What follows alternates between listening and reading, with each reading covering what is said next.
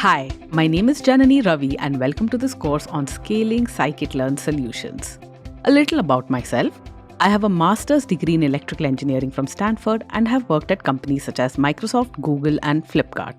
At Google, I was one of the first engineers working on real-time collaborative editing in Google Docs, and I hold 4 patents for its underlying technologies. I currently work on my own startup, Lunicorn, a studio for high-quality video content. Even as the number of machine learning frameworks and libraries increases rapidly, Scikit-learn is retaining its popularity with ease. Scikit-learn makes the common use cases in machine learning, clustering, classification, dimensionality reduction, and regression incredibly easy.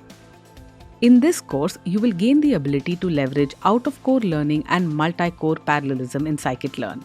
First, you will learn considerations that affect latency and throughput in prediction, including the number of features, feature complexity, and model complexity.